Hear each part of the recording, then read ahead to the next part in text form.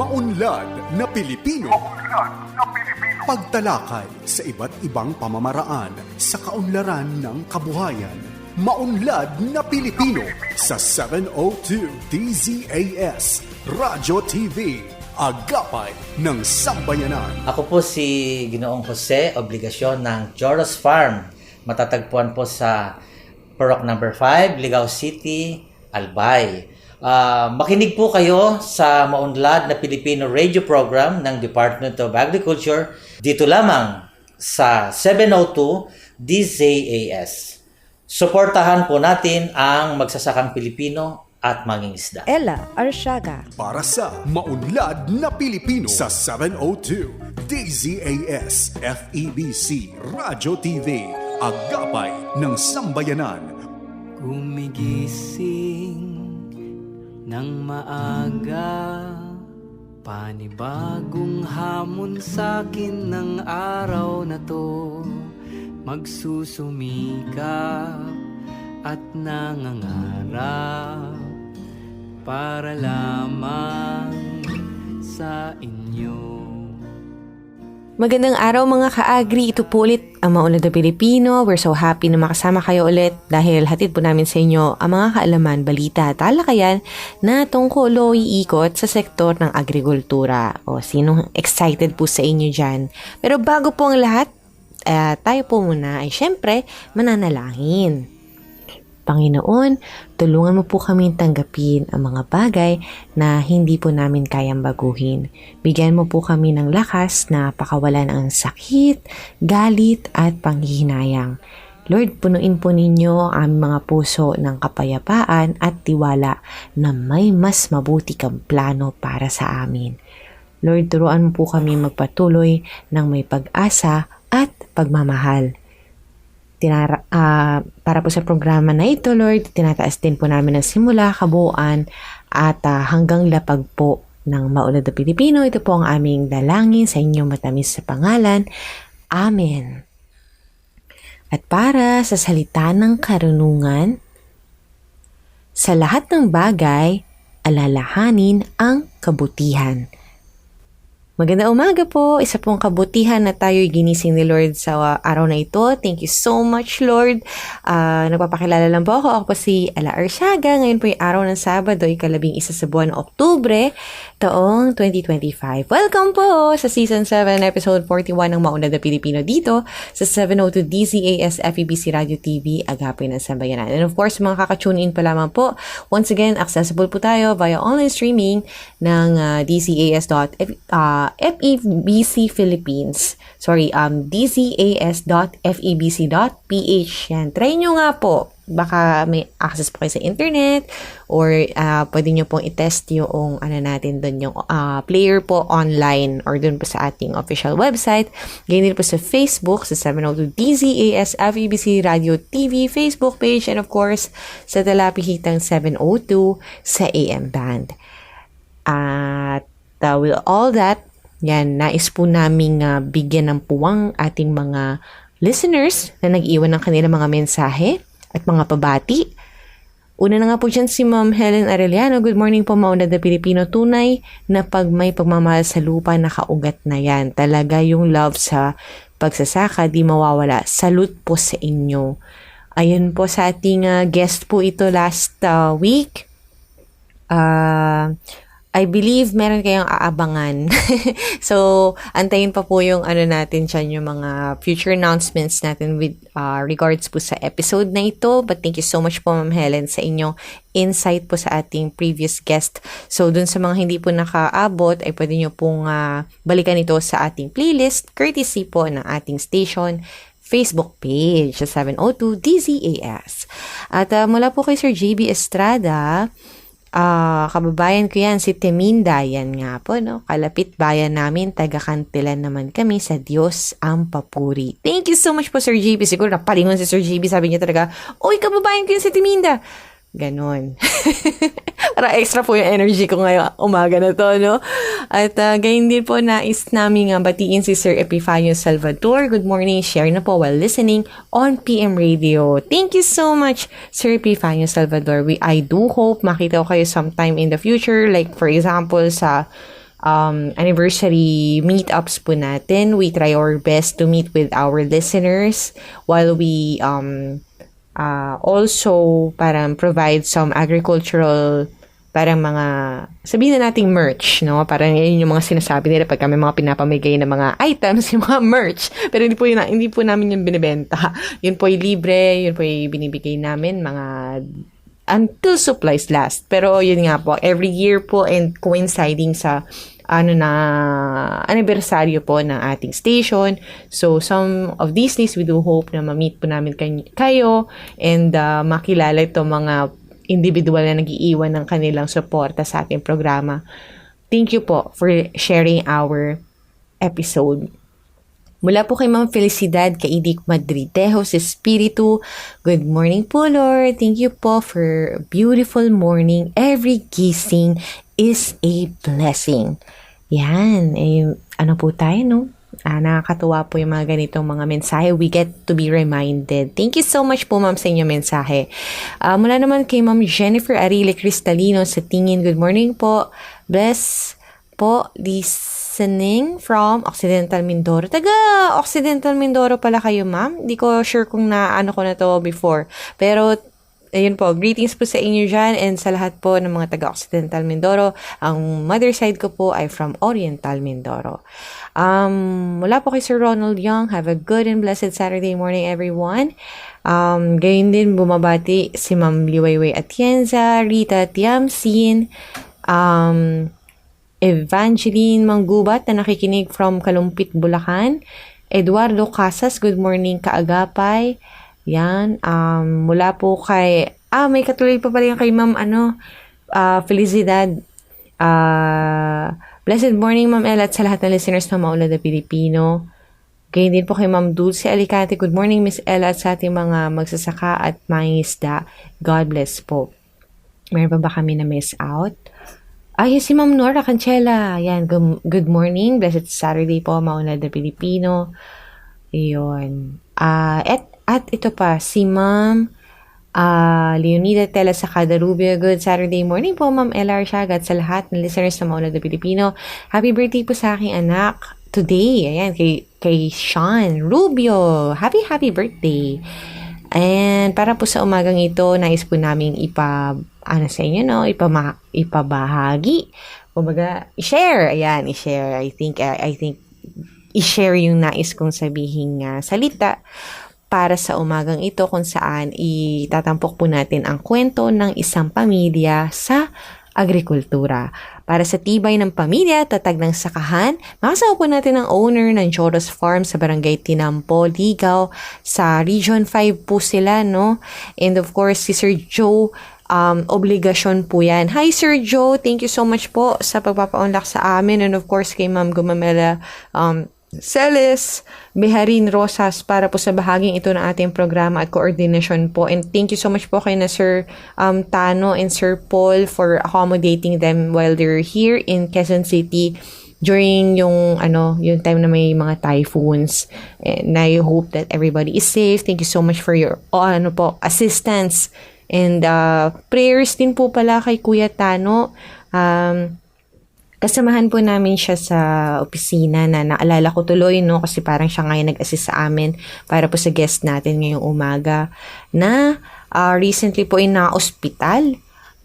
Parang kinamusta ko siya naman siya, kasama naman po niya yung kanyang family and ayun, since nandito na rin lang tayo, ay prayers na din po for complete healing po for Sir Cayetano Darnaila po ng DA. Ayan, Kuya Tano, get well soon. Thank you so much po. Ayan babati po kita dito sa program po natin sa DA Central Office. I bet hindi po niya masyado itong aware about me. Pero, ayun po, sa mga kasama po namin sa Department of Agriculture, ayun po, isa po si Kuya Tano sa mga maasahan po ng mga bumibisita pagkat meron po siyang katungkulan na parang makakapagbigay ng serbisyo sa kanila. At alamin nyo na lang po yan, pupunta kayo sa DA sa pagpapatuloy po natin. Tunghayan din ng Regions on the Go, Unlad Komunidad, katuwang ang DA Philippine Rural Development Project at ang ating Agri-Trivia segment na kung tawagin po natin dito sa MNP ay Batid Ba Ninyo. Siyempre po, papakilala natin ang bawat segment sa kanilang mga oras. Yan po hatid namin sa inyo. Isang oras na hitik sa impormasyong ugnay sa agrikultura. Maunlad na Pilipino sa 702 DZAS Radyo TV, Agapay ng Sambayanan.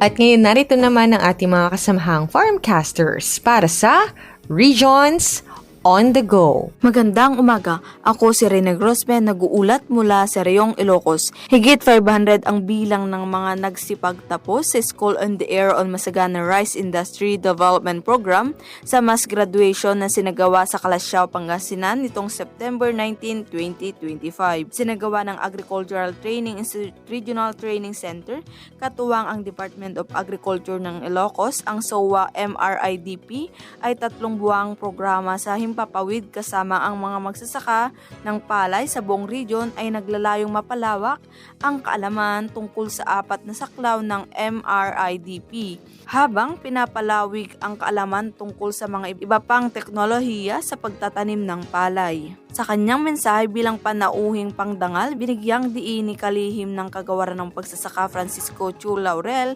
na hinatid ni Director Emerson Nyago ng Rice Clustering and Consolidation ang kahalagahan ng programa sa paghatid makabuluhang impormasyon at tamang kaalaman sa pagtatanim ng palay upang mas maging matatag, makapagsama-sama, mas ganado at matuto sa mga napapanahong teknolohiya ng pagsasaka. Binigyang din ni Director Yago ang konsepto ng clustering at hinikayat ang mga nagsipagtapos na lumahok dito upang sama-samang madiskubre at mapabuti ang pagsasaka para sa mataas na ani at kita. Samantala, sa mensaheng pinabot ni DA Ilocos Executive Director John B. Pascual na hinatid ni Ms. Vida V. Kakal, ang Regional Information Officer ng DA Ilocos, pinabatid nito ang sinagawang pang-invest ng gobyerno hindi lamang sa mga agriculture inputs, mekanisasyon, pautang at interbensyon sa merkado, kundi lalo na sa extension programs na gaya ng School in the Air upang matuto ng mga makabagong kaalaman sa pagsasaka na siyang daan ng pag-unlad ng mga magsasaka. The government is investing on you dahil naniniwala ang DA na ang pagkakaroon ng maunlad na magsasaka ay simbolo ng maunlad na bansa. Ani ni Ms. Kakal, nag-uulat mula sa Reyong Ilocos, Reyna Lingorospe. Mahigit 200 mag-aaral sa Quezon Science High School lumahok sa information caravan ukol sa agrikultura ng DA4A. Nakilahok ang mahigit 200 mag-aaral mula sa Quezon Science High School sa isinagawang information caravan on agriculture for the youth ng Department of Agriculture for Calabarzon noong ika-30 ng Setyembre sa Tayabas City, Quezon. Ito ay bahagi ng inisyatibo ng Regional Agriculture and Fisheries Information Section na naglalayong hikayatin ang mga kabataan na subukang pumasok sa sektor ng agrikultura at ihayag ang mga maaari pa nilang gawin at maiambag para sa seguridad ng pagkain. Dito ay nabigyan ng pagkakataon ang mga kabataan na makapagtanong at lumapit sa mga tagapagsalita ukol sa mga kurso sa larangan ng agrikultura. Tampok sa mga nakinig ay nalalapit ng magtapos sa senior high school kung kailan nakatakda na silang mamili ng aaralin para sa kolehiyo. Si Leon Kirby Arsiaga na isang mag-aaral mula sa ika-11 baitang sa ilalim ng strand na Science, Technology, Engineering and Mathematics o STEM ay ikinatuwa ang pagsali sa aktibidad. Aniya, pangalawang choice niya sa mga kursong nais kunin sa kolehiyo ang agriculture at lalo pang napalawak ang kaalaman niya ng makadalo at makapagtanong sa mga eksperto sa larangan. Buo naman ang pasasalamat ni Quezon Science High School Principal Dr. Cynthia Cuya dahil ayon sa kanya ay angkop ang timing ng aktibidad lalo pa at nasa gitna ng pagbuo ng pananaliksik ang mga mag-aaral bilang kanilang requirement sa pagtatapos. Ito si Chika Gitla para sa Balitang Sakahan ng DA Calabarzon. Chris Levan B. Cajes mula sa Department of Agriculture, Central Visayas. Isang field day ng Sustainable Land Management Project on corn-based sloping areas ang idinaos nito lang linggo sa Barangay Kansi, Bayan ng Tuburan, Cebu. Ang SLM, isang proyekto ng Department of Agriculture, Bureau of Soil and Water Management sa kolaborasyon ng DA Central Visayas, Office of the Provincial Agriculture ng Cebu at ng Tuburan Municipal Agriculture Office at sa aktibong pagsali ng Barangay Kansi Farmers Association na siyang co-operator ng nasabing proyekto. Sa ginawang field day, maliban sa Bakafa, Inimbita din ang mga magsasaka ng Karatig Barangay upang saksihan ang magandang resulta o performance ng SLM. Ipinakita sa SLM ang teknolohiya kagaya ng brush dam, contour farming gamit ang A-frame, hedgerows, trash line, alley crops at multiple cropping na tinawag nilang exemplar site. Sa kabilang banda, patuloy ang pamamahagi ng Department of Agriculture Central Visayas ng mga libreng pataba para sa mga magsasaka ng palay sa probinsya ng Bohol. Ang libreng pataba ay isang proyekto ng DA Rice Program na fertilizer discount vouchers. Sa bayan ng Inabanga, Bohol, nasa 749 na mga magsasaka ang tumanggap ng inorganic at organic na pataba na may kabuuang halaga ng halos 2 milyong piso. Samantala sa bayan ng Carmen, nasa 2,244 na mga magsasaka ang nakabenepisyo ng mga abono na nagkakahalaga ng halos sa 6 na milyong piso. Malaki ang pasasalamat ng mga magsasaka sa suporta ng kanilang natanggap. Chris Leven Bicahes, nag-uulat mula sa Department of Agriculture, Central Visayas. Namahagi ang Department of Agriculture Regional Field Office 10 ng 3.3 milyong fuel subsidy sa 1,010 farmers cooperatives and associations sa ilalim ng Fuel Assistance to Farmers Program sa lalawigan ng Bukidnon mula Oktubre 1 hanggang 3. Isinagawa ang distribusyon sa mga bayan ng Damulog, Dangkagan, Kitaw-Taw at Quezon na layuning tulungan ang mga magsasaka na mabawasan ang gastusin sa produksyon sa gitna ng mataas na presyo ng krudo. Bawat benepisyaryo ay tumanggap ng Intervention Monitoring Card na may lamang 3,000 pesos halaga ng fuel credits para sa mga magsasakang nagmamay-ari o nagrenta ng mga ipiko o makinarya na rehistrado sa Agricultural and Biosystems Engineering Management Information System o ABMS at nakalista sa Registry System for Basic Sectors in Agriculture o RSBSA at Farmers and Fisherfolk Register System o FFRS. Sa kabilang dako naman, iginawad ng Department of Agriculture Regional Field Office 10 ang 8.35 million na halaga ng mga makinarya at pasilidad sa lungsod ng Iligan para sa produksyon, pag-aani at post-harvest logistics upang mapalakas ang produksyon ng mais at kasava sa lungsod. Kahapon lamang Oktubre 6. Kabilang dito ang isang 5 metric ton capacity drop side hauling truck na nagkakahalaga ng 2.57 million, isang 12 metric ton input capacity recirculating dryer na may 93 heating efficiency na nagkakahalaga ng 3.7 million at isang combine harvester na may 400 kg grain tank capacity na nagkakahalaga ng 2.8 milyon. Tinatayang 1,300 na magsasaka ng mais at kasava ang makikinabang sa naturang tulong na layuning mapaunlad ang mga operasyon sa post-harvest, mabawasan ang pagkalugi at mapataas ang produktibidad ng mga komunidad ng magsasaka sa Iligan na sumasaklaw sa 750 ektaryang lupang taniman ng mais at 10 ektarya ng kasava. Para sa maunlad na Pilipino, ito po si Naz Angana mula sa Region 10. Maunlad na Pilipino sa 702 DZAS Radyo TV, Agapay ng Sambayanan. Ipinapakilala po natin sa ating episode ngayong araw na ito. Kasama po natin ang may-ari ng Joros Farm na matatagpuan sa Barangay Tinampo, Ligaw City, Philippines po. Sa Bicol po ito, no, sir? Yes, ma'am. Opo. And atin pong makakasama sa ating programa ngayong araw na ito, si Sir Joe Obligacion. Welcome po sa Maunlad na Pilipino. Maraming salamat po sa pagpapaunlak sa amin. Yes, magandang umaga po, Ma'am Ella. And sa lahat po ng nakikinig ng programa ito, good morning po sa inyong lahat.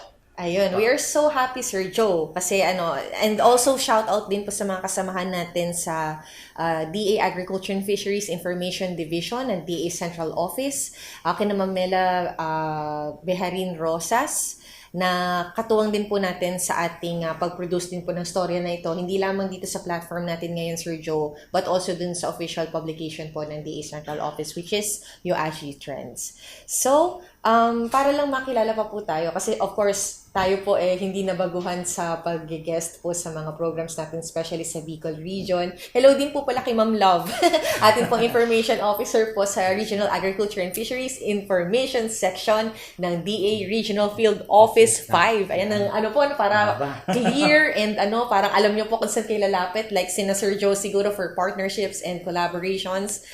And ito na nga, without further ado, Sir Joe, kwento nyo to, kwento ng farm nyo, paano po or kailan nagsimula ang Joros Family Farm? Yes, bago po lahat, good morning again. Ako po si Mr. Jose Obligacion. So yung Joros Farm po ay mula sa pangalan ko at sa pangalan ng aking may bahay, si Rose Rossini. Doon po nanggaling yung pangalang Joros Farm. Kami po ay nag-start actually po, 2009, nag-start na po kami. We started warming up farmers po. Hindi po kami farmers by profession. My wife is a registered nurse. Ako naman po ay nasa electrical engineering profession. So, it was 2009, our deciding factor na mag-engage kami sa farming. Kasi may na-inherit po akong 1.3 hectares of agricultural land. So yun po. So we started 2019 until po pagdating ng 2015, officially, we became a licensed business entity as Joros Farm. Yun po ay legal na nakarehistro na sa aming city licensing division. Okay. So, sir, masasabi natin na malayo kasi hindi nga ito yung first profession ninyo ang farming or sa agriculture sector. Pero, ayun, nabanggit nyo, minana po yung lupa. And, for that, nagkaroon po ba kayo ng assessment or para may ganun na po ba tayong knowledge na ano ba yung itatanim dito or ano lang yung nagustuhan nating itanim at ano itong tanim na ito? Okay, sige. Ganito po yung nangyari. Yung wife ko po, after years of work dito sa Manila, we worked like 20 years, sabi ng wife ko, yung lupa na minana ko doon sa Bicol, walang nagtatanim. So, bakit hindi natin subukan magtanim? Ang nangyari po nung dumating kami, talagang blanco po eh. Wala kaming alam. We started zero sa farming. Ang ginawa po namin is pumunta kami ng DNR. We requested like 300 mahogany trees and nara. Just to start up lang, nagtanim kami ng maraming kahoy without being guided kung paano. So natanim namin yan at tumubo siya. And was it easy po with DNR? Hello po sa mga colleagues natin sa DNR. Well, actually po, we'd like to thank DNR for that kasi it's very surprising for them na meron pa palang nagkukusang mag-walk-in sa atin para mahumingi nito. Kasi po, ang sabi namin ng wife ko noon, hindi man tayo matutong magtanim, at least matuto tayong tumulong sa kalikasan, magtanim tayo ng puno. So yun po yung start. Tapos po, while doing so, yung wife ko po, she decided to stay na sa Bicol for good. Sabi niya, may iwan na lang ako rito. Magtatanim ako kasi it's a challenge. Ang challenge po sa amin, mahirap po eh. Kasi from our profession to become a farmer, mahirap talaga. We tried reaching out people until napunta kami sa isang training, yung wife ko, sa isang training ng Agricultural Training Institute. Yes. So that started everything. So shout out sa mga taga ATI Region 5. Kay Ma'am Elsa. Yan, Parrot. Hi Ma'am Elsa. Magandang good morning po. At dito nga po parang kumbaga, domino effect na po, no? Simula nung nagkaroon lang kayo ng intent to help yung environment natin without knowing yung kung anong crops siguro yung ifo-focus natin. So, with the help po, nagkaroon na tayo ng interaction with the ATI po, ATI Regional Training Center in Bicol Region, ay ano na po yung mga primary trainings na nakuha natin at ano yung na-inspire nating itanim na from that? Okay. So, yung we started, actually, my wife started training under organic agriculture production. So, nagkaroon siya ng idea how organic agriculture is being processed, being implemented, and it gave her the interest kasi may kinalaman nito sa health issues and environmental protection. So, naging advocate po kami ng organic farming. Yung training po niya started 2011, naging sunod-sunod po yun hanggang 2014. Yeah, successive po yung mga trainings continuously binigay ng ATI at saka ng DA. So, out of that po, kasi nasa Manila pa ako noon, I really see to it that every weekend umuwi ako sa kanila. Tapos, sinasama niya ako dun sa mga training. Without me... Hindi naman kayo napipilitan, sir. Without me knowing, nung una po, talaga napipilitan lang kasi nasa construction business. Oo, iba pa yung Iba pa yung mindset. Yes. Tapos, hindi ko alam, nung sinasama niya ako, it was her idea na ma-impart niya sa akin yung learnings niya.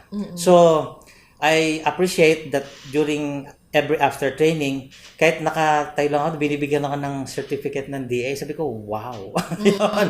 So, nasali ako doon sa programa. Hanggang kalaunan na... Hanggang ng 2015 po, we decided na i-register namin kasi there was already demand of organic products in Bicol. And come to think of it po, wala pa that time certified organic farm sa buong Bicol. So, kami po pinakauna. May kayo, title holder, ika nga. Yes, ma'am. So, we started producing herbs. Kasi po, herbs is nowhere to be found in Bicol, especially culinary herbs that time and medicinal herbs. So, nag-isip kami ng paraan na hindi kami makikipag-compete doon sa ibang farmers. Ano ang pwede namin itanim? So, nalaman namin na wala palang herbs doon. So, we started herbs like 80 varieties of those, and nag-hit po yun sa market, sa mga hotels, sa chef, even sa DA. Our first client is Department of Agriculture. So, thank you again, DA. At magbabalik po ang ating talakayan kasama sina Sir Joe. Actually, yung kanyang sinano, yung kwento po ng kanilang family farm makalipas ang ilang sandali.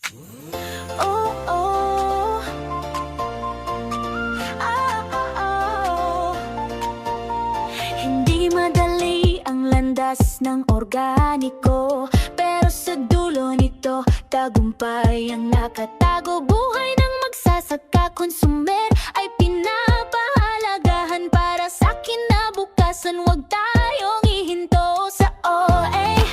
May rason ang bawat hirap, may halaga sa puso. Kita umapaw pa, kaya't huwag nang magkatubili. Halina sumama, tayo ay mag-ani. Ang gusto ko ay sobrang okay dito sa kaya halika na halina at kumita sa organikong agrikultura. Ikaw ay bahagi ng adhikaing totoo para sa sari buhay. Ikaw ay bayaniyo, hawak kamay, magsimula tayo ngayon. Sa lupa may pera, may pagmamahal at misyon. Ang panawag ng panahon, bumalik sa natural. Sa OA ang solusyon. Sa OA may rason ang bawat hirap, may halaga sa puso. Kita umapaw pa, kaya't wag nang magkatubili. Halina sumama, tayo ay mag-ani. Ang gusto ko ay sobrang okay dito sa kaya halika na halina at kumita sa organikong agrikultura. Para sa bata, para sa lolo at lola, sa mundong protektado tayong simula. Ikaw ay kasama rito sa organikong agrikultura. May tunay na kasaganahan. Ang gusto ko ay sobrang okay dito sa kaya halika na halina at kumita sa organikong agrikultura. Organikong agrikultura. Kinabukas ay sigurado ka. Okay sa katuwang ng ang NOAA. Maunlad na Pilipino sa 702 DZAS Radyo TV, Agapay ng Sambayanan. At nagbabalik po tayo sa Maunlad na Pilipino kung saan kasama nga po natin right now si Sir Joe Obligacion, ang owner ng Joros Family Farm sa Barangay Tinampo, Ligao, Bicol region. Nakakatuwa po no kasi based on dun sa nakwento nyo so far, wala pa kayong idea nung nagsistart kayo dun sa inyong lupa, tinaniman ninyo ng mga punong kahoy, tapos nag-training kayo na agriculture related.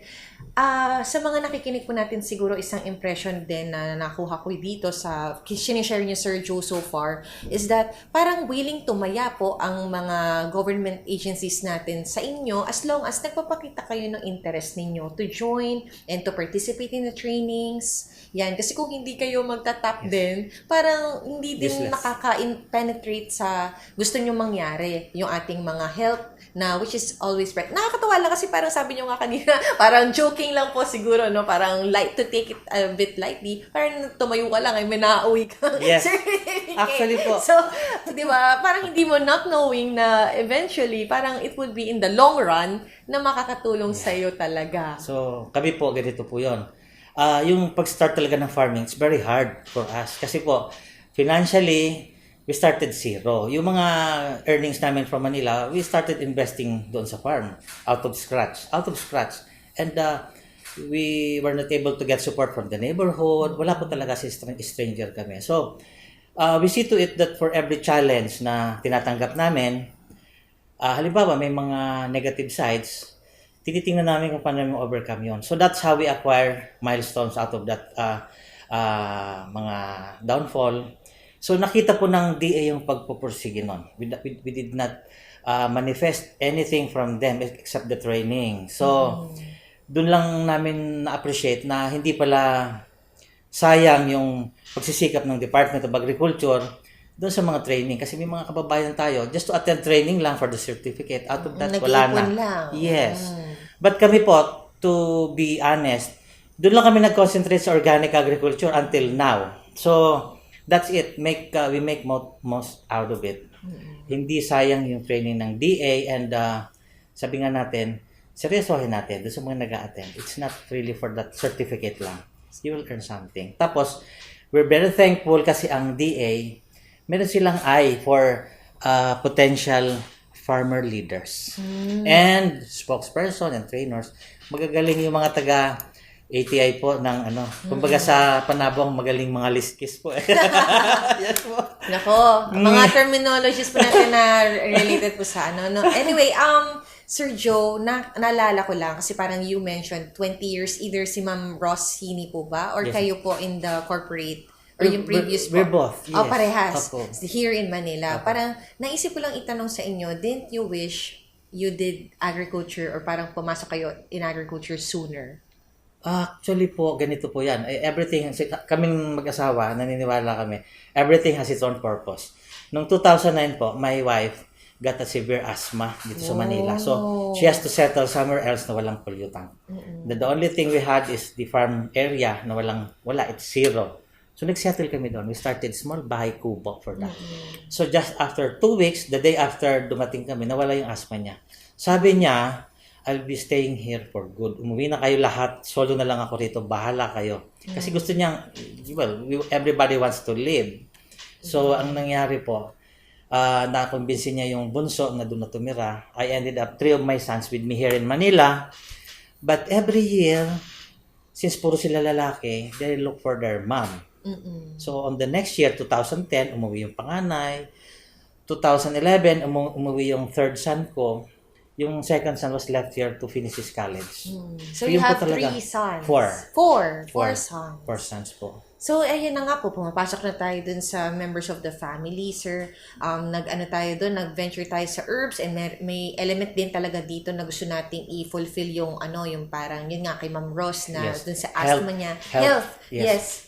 And para po sa inyo, kasi recognize po yung Joros farm as of course farm family or farming kayo po ay farming family kasi parang lahat nga po kayo. Even your sons po ba are involved? Yes, ma'am. Ganito po. My eldest son right now, by the time na umuwi siya sa Bicol, his 4th year civil engineering student. Yes. Nung umuwi siya po doon, nag full-time farming siya with her mom. Tapos, nag-aaral siya ng civil engineering. Ngayon po, licensed civil engineer na siya, civil structural engineer. But, is still engaged dun sa farm operation, especially dun sa infrastructure namin and sa sales. Magaling po yun sa research. And the second son is tapos siya ng business administration. He's now a trainer of organic agriculture and nagawa din namin siyang magka-interest sa agrikultura. Dati po nasa Central Bank siya nagtatrabaho. Nang umuwi siya doon ng 2017, ayaw niya. But, everything is a blessing. Nung nagka-COVID, wala ko siyang choice to become a farmer. So that's the end of it. The third son po, when he graduated high school, he wants to be a mechanical engineer.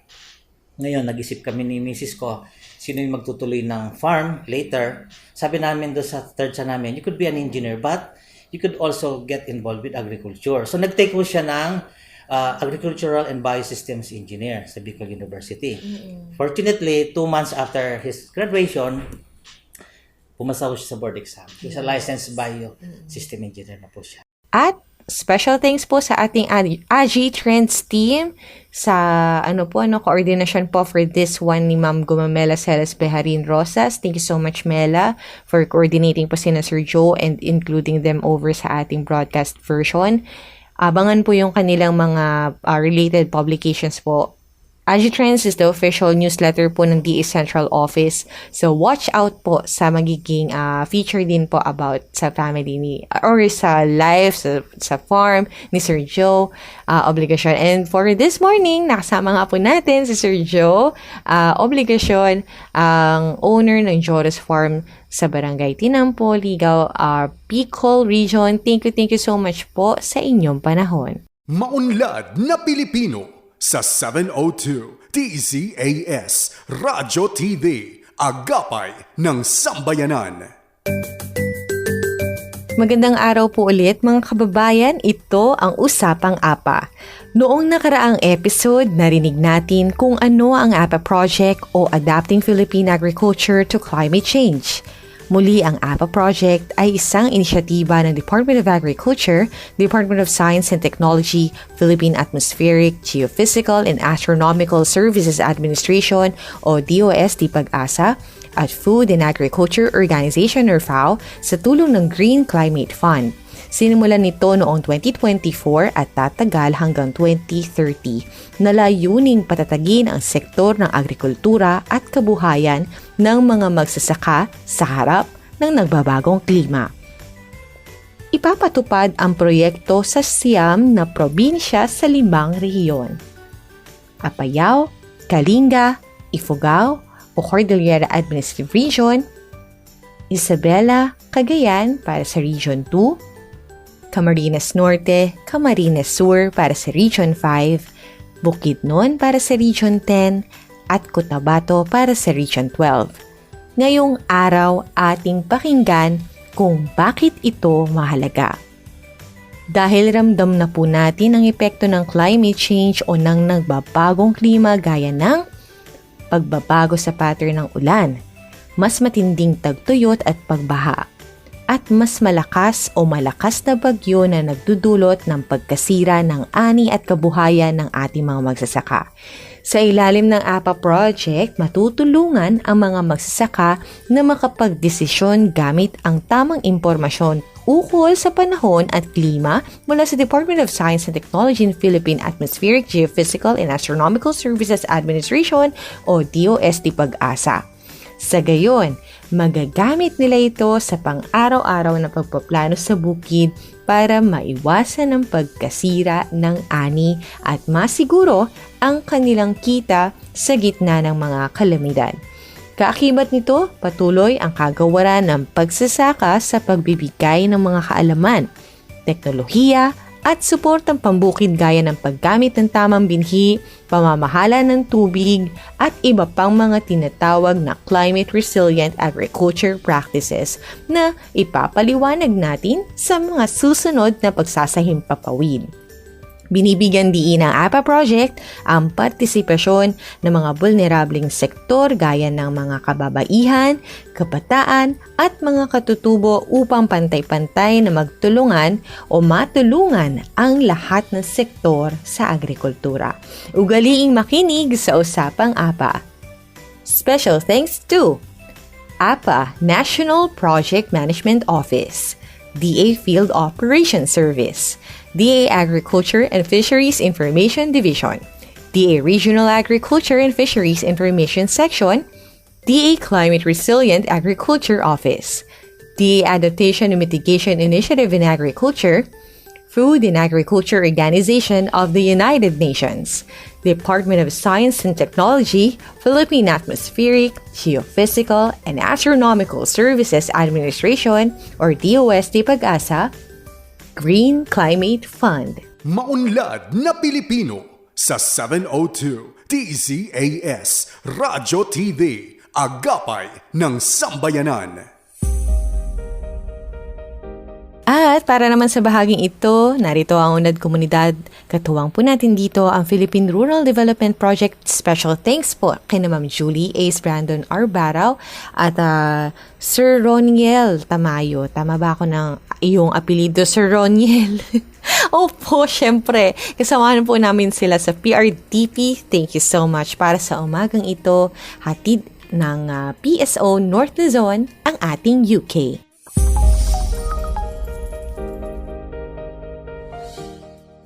Sa bawat patak ng ulan at patuloy na agos ng tubig mula sa mga ilog at poso, may buhay na nabubuo sa bawat taniman at sakahan. Ang tubig, bagamat tila isang simpleng likido, ay may napakahalagang papel sa pagpapalago ng ating mga pananim. Sa likod ng bawat ani na ating tinatamasa, naroroon ang dedikasyon ng mga magsasaka na umaasa sa tamang dami at oras ng tubig upang mapalago ang kanilang kabuhayan. Kung walang sapat na patubig, mahirap makamit ang kasaganaan sa bukirin. Kaya naman, isa sa mga naging proyekto ng Philippine Rural Development Project ay ang rehabilitasyon ng communal irrigation system ng Paway sa probinsya ng Ilocos Norte. Sa kasalukuyan, ang Paway Communal Irrigation System ang nagpapatubig sa higit 500 ektarya ng sakahan sa barangay ng Pasil.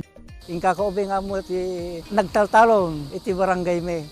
Ado nga rigrigat me ti ingkam nagpadpadasan kada iti irigasyon me. Ngam kada gito itatangan ma'am. Mari namin da iti naited ti gobyerno tayo. May panggap kada iti project nga da iti PRDP ma'am. Da iti aramid project inaramid ti government. Agyam-yaman kami ma'am kada iti naited ti gobyerno nga binang develop da iti irrigated tayo ma'am. No malpas ti pagay min crop ma'am sa mais ma'am. Ngam kada gito yung ma'am da iti just irrigated tayo. Kasi na po ma'am agsisiking crop kami. Ti mas na ma'am da iti irrigated tayo da kad na pigsalatas nila kami nga tumalon iti barangay mi ma'am. Barangay Pasig. Ang subproyektong ito ay sinimula noong 2019 at natapos ng matagumpay noong 2021.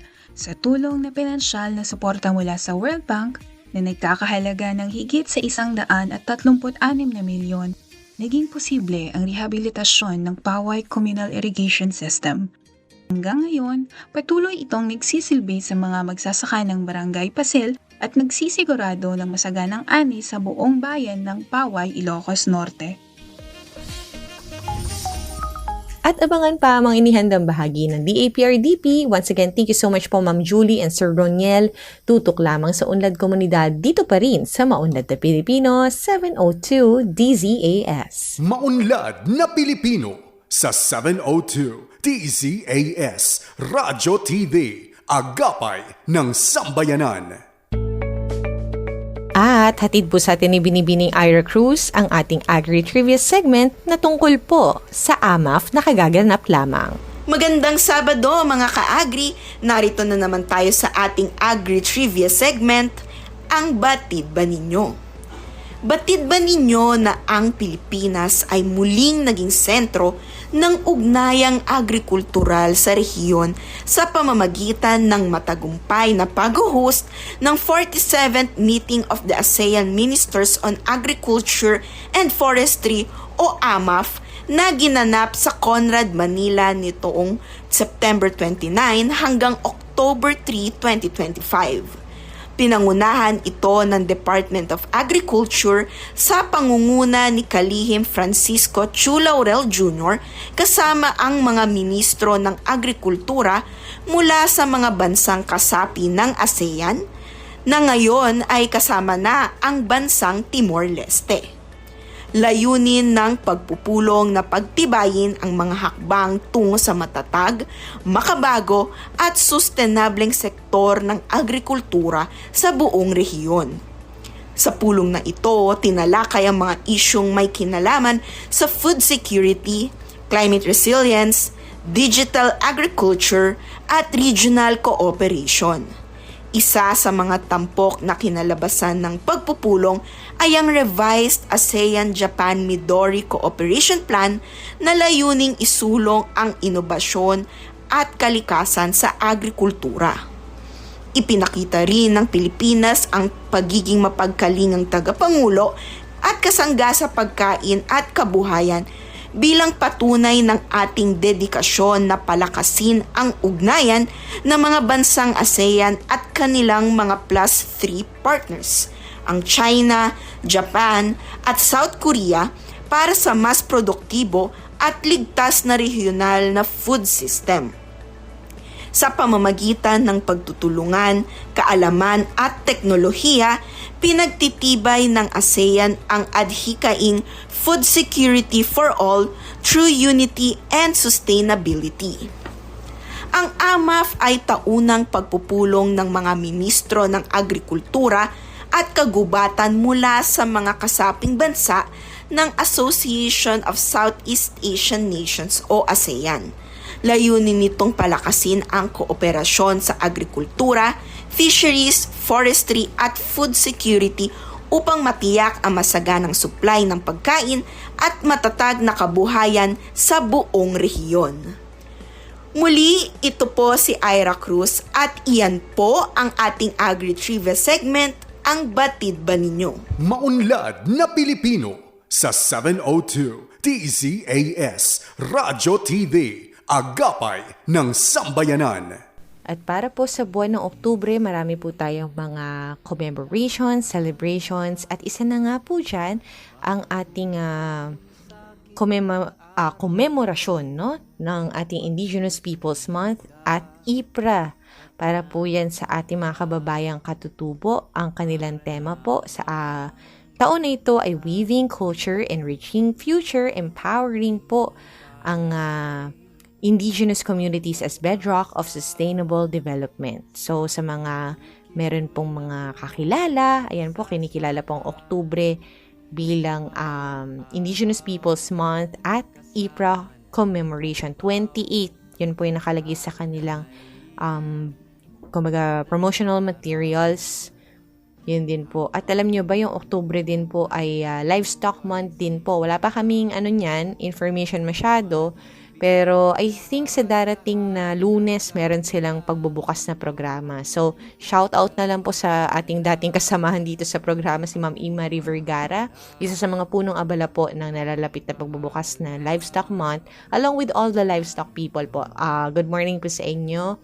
At October din po ay kinikilala sa bisa po ng Proclamation number 753 bilang National Agriculture and Fisheries Extension Services Month.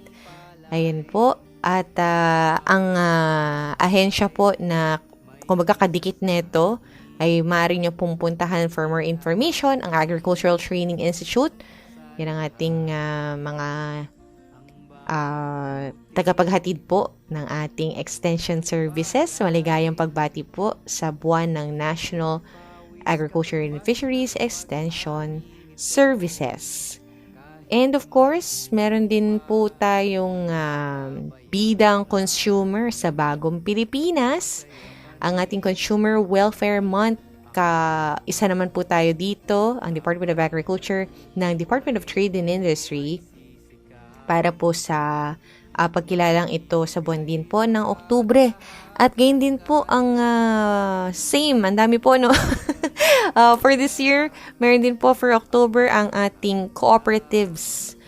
United in Purpose and Action, Sharing Prosperity to Build a Better World. Ang ating Co-op Month 2025 ay tuwing Oktubre din po. At kagaya po nung binabanggit namin sa inyo ng mga nakaraang episode po, kasi I think Shoutout din po kay Ma'am Crystal Joyce Merle na namin dito, na tagapag-attend po ng meeting at syempre focal person po ng naturang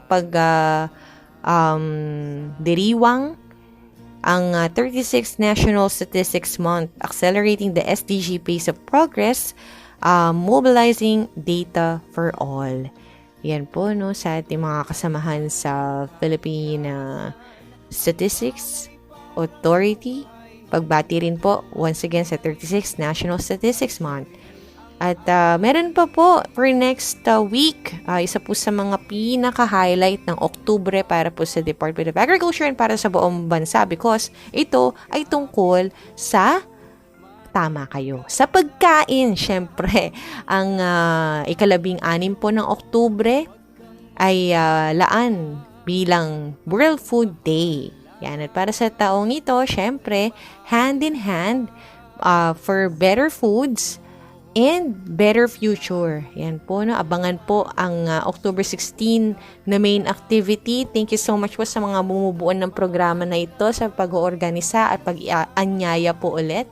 Along with an invited, recommended co-host, ay mukhang magsisilbi or serbisyo po tayo ulit para sa nalalapit na celebration na ito ng World Food Day. Maraming salamat po. And ano pa ba? So far yun po yung aming nasa listahan at abangan pa po yung mga sana po dapat pala binanggit ko before ko share sa inyo mga per dates. Yung inyong papel at ballpen dahil napakadami po talaga ng mga activities na kumbaga tumutulong sa Department of Agriculture para agriculture para po parang andiin talaga ng mga tulong ng mga ganitong klaseng mga gawain para mas mailapit po yung mga ginagawa po ng pamahalaan specifically sa agriculture sector sa mga tao. At ito'y binabanggit natin para ma-plot po ninyo sa kalendaryo. Sabi nila mas makatotohanan daw yan pag nasa kalendaryo na. At syempre, pahapyaw lang yung binabanggit namin para may time kayo para i-research ano ba yung pinakagusto nyo doon sa mga nabanggit namin na maaari nyong puntahan. And with that, muli maraming salamat po sa opportunity na kayo ay aming mapaglingkuran. Ang programa pong ito, Ang Maunlad na Pilipino, ay isang programa pag-radyo na hatid sa inyo ng Department of Agriculture, Agriculture and Fisheries Information Division. At para po sa pagkaing kaisipan, mula sa unang aklat ng mga taga-Efeso, unang kabanata, talata 17, idinadalangin ko sa Diyos ng ating Panginoong Hesukristo, ang malawalhating Ama na pagkalooban niya kayo ng espiritu ng karunungan at pagpapahayag tungkol sa Diyos upang lubos ninyo siyang makilala. Mula po sa Department of Agriculture, inyo po napakinggan ang edisyong ito ng MNP sa 702 DZAS FEBC Radio TV, Agapay ng Sambayanan, na may himpilan sa Ortigas Center, Pasig City at kasapi sa KBP o ang kapisanan mga broadcaster ng Pilipinas. Salamat po kami sa aming DZAS family na katuwang sa episode na ito at sa lahat ng episode natin namin sa inyo and of course sa inyo pong listeners. Ayan. Huwag niyo po kalimutang mag-heart sa episode.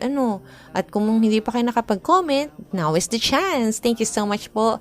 At we would love to have you over again next Saturday, same time, 5 to 6 in the morning.